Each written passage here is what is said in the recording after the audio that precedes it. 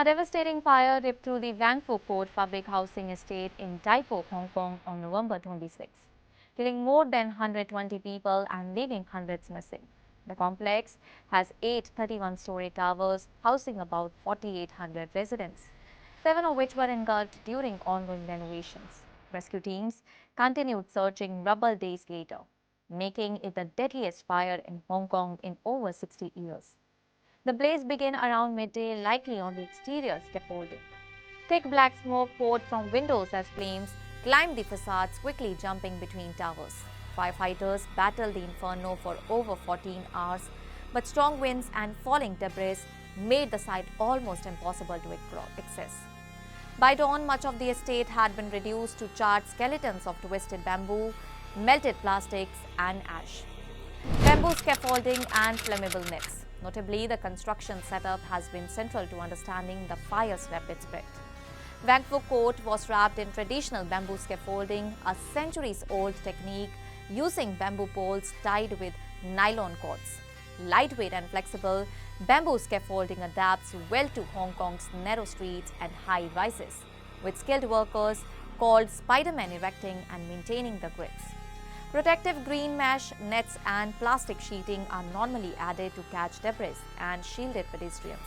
But all these materials contributed to the disaster. Bamboo, while strong, burns quickly, acting like a ladder for flames. The mesh nets and tarps used during renovations were likely non-fire retardant. Many were cheap imports from mainland China, which melted and dripped molten plastic, igniting balconies and windows. Investigators also found polystyrene boards blocking escape routes, suggesting contractor negligence. One resident described the scene as a curtain of fire, trapping many inside.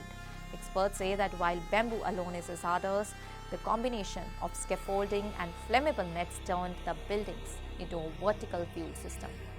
Similar incidents have also occurred.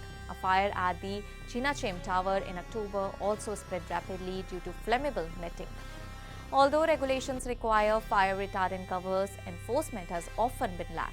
Renovation work at Wang Fu Court exposed wiring, styrofoam insulation, and open gaps added to the danger, creating channels that allowed wind-driven flames to leap between floors and towers.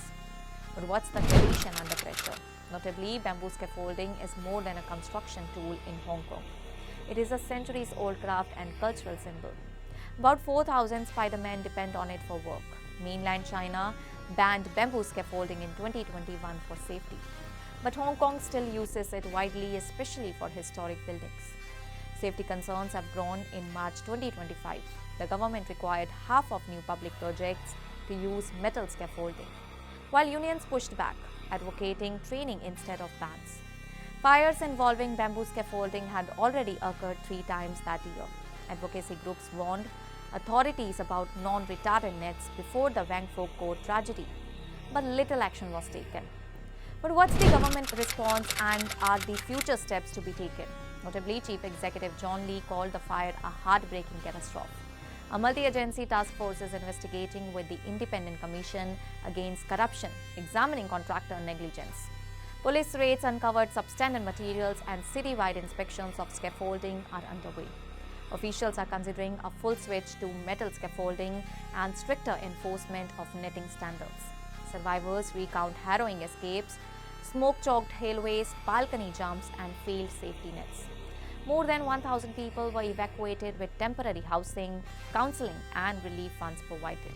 But the disaster exposed deep flaws in Hong Kong's building safety oversight. In a dense city of 7.5 million, high-rises packed closely together leave little margin for error. Moving towards metal scaffolding and enforcing fire-retardant materials could save lives, but authorities face the challenge of balancing safety with the preservation of a cultural tradition. The tragedy has forced Hong Kong to rethink how to protect residents while maintaining what makes its skyline and its heritage unique. That's all for now. Stay tuned to the Savera for more updates. Do like, comment, and subscribe to the channel.